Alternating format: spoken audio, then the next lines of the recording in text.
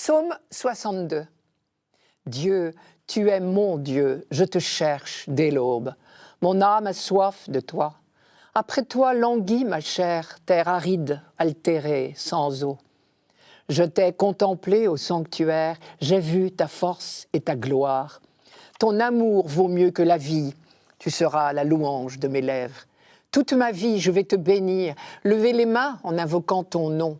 Comme par un festin, je serai rassasié, la joie sur les lèvres, je dirai ta louange.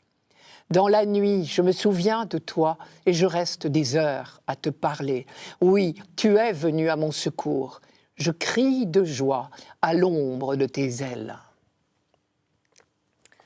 Je crie de joie à l'ombre de tes ailes.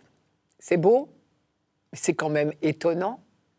En fait, il faut se transporter en pensée à l'intérieur du temple de Jérusalem, avant sa destruction, bien sûr, en 587 avant Jésus-Christ, par Nabuchodonosor, et supposer que nous sommes prêtres ou lévites.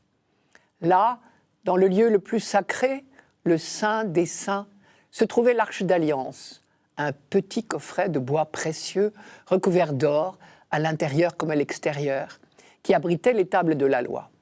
Sur ce coffret veillaient deux énormes statues de chérubins. Les chérubins n'ont pas été inventés par Israël. Le mot vient de Mésopotamie. C'étaient des êtres célestes à corps et pattes de lion, face d'homme et surtout des ailes immenses. En Mésopotamie, ils étaient honorés comme des divinités. En Israël, au contraire, on prend bien soin de montrer qu'ils ne sont que des créatures. Ils sont représentés comme des protecteurs de l'arche, mais leurs ailes déployées sont considérées comme le marchepied du trône de Dieu. Ici, un prêtre en prière dans le temple, à l'ombre des ailes des chérubins, se sent enveloppé de la tendresse de son Dieu depuis l'aube jusqu'à la nuit. Les autres images de ce psaume sont toutes également empruntées au vocabulaire des Lévites. « Je t'ai contemplé au sanctuaire ». Ils étaient les seuls à pénétrer dans la partie sainte du temple. « Toute ma vie, je vais te bénir ». Effectivement, toute leur vie était consacrée à la louange de Dieu. « Levez les mains en invoquant ton nom ». Là, nous voyons le Lévite en prière, les mains levées. « Comme par un festin, je serai rassasié ». C'est une allusion à certains sacrifices qui étaient suivis d'un repas de communion pour tous les assistants. Et d'autre part, on sait que les Lévites recevaient pour leur nourriture une part de la viande des sacrifices. Dans la nuit, je me souviens de toi, je reste des heures à te parler. Lorsqu'ils étaient de service à Jérusalem, leur vie entière se déroulait dans l'enceinte du temple. En fait, ce psaume est une métaphore. Ce Lévite, c'est Israël tout entier, qui, depuis l'aube de son histoire et jusqu'à la fin des temps, s'émerveille de l'intimité que Dieu lui propose.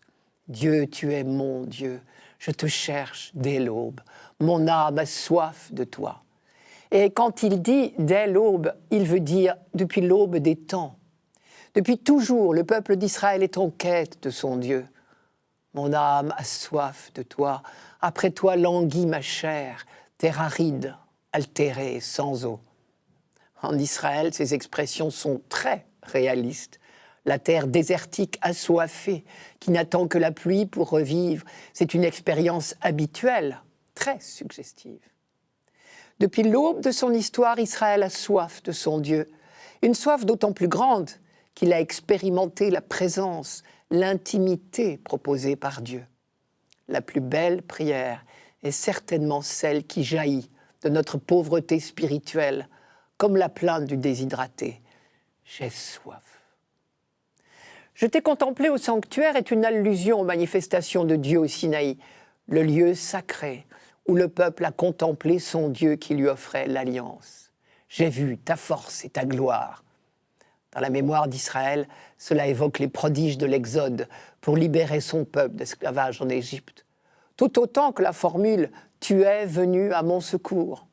On n'oubliera jamais, de mémoire d'homme en Israël, cette phrase de Dieu à Moïse. « Oui, vraiment, j'ai vu la misère de mon peuple en Égypte et je l'ai entendu crier sous les coups de ses chefs de corvée. Oui, je connais ses souffrances, je suis descendu pour le délivrer. » Quand on méditait sur cette libération apportée par Dieu, on comparait parfois Dieu à un aigle, apprenant à ses petits à voler. Je cite, « Il est comme l'aigle qui encourage sa nichée. Il plane au-dessus de ses petits, il déploie toute son envergure, il les prend et les porte sur ses ailes. » C'est le livre du Deutéronome au chapitre 32, verset 11. Et en écho, dans le livre de l'Exode, au moment de la célébration de l'Alliance, on lit « Tu diras ceci à la maison de Jacob, vous avez vu vous-même comment je vous ai porté sur des ailes d'aigle et vous ai fait arriver jusqu'à moi. » Si bien que les ailes des chérubins dans le temple prenaient encore une autre signification. Elles sont les ailes protectrices de celui qui apprend à Israël le chemin de la liberté. Toutes ces évocations d'une vie d'alliance, d'intimité sans ombre, sont peut-être la preuve que ce psaume a été écrit dans une période moins lumineuse, où l'on a bien besoin de s'accrocher aux souvenirs du passé. Tout n'est pas si rose. Et les derniers versets que la liturgie ne nous fait pas chanter disent fortement, violemment même, l'attente de la disparition du mal sur la terre. Je vous en cite un. « Ceux qui pourchassent mon âme, qu'ils descendent aux profondeurs de la terre. » Israël attend la pleine réalisation des promesses de Dieu, les cieux nouveaux, la terre nouvelle, et la délivrance de tout mal et de toute persécution. L'expression « je te cherche dès l'aube », mon âme a soif de toi, dit bien que cette quête n'est pas encore comblée. Israël est le peuple de l'attente, de l'espérance. Mon âme attend le Seigneur plus sûrement qu'un veilleur n'attend l'aurore.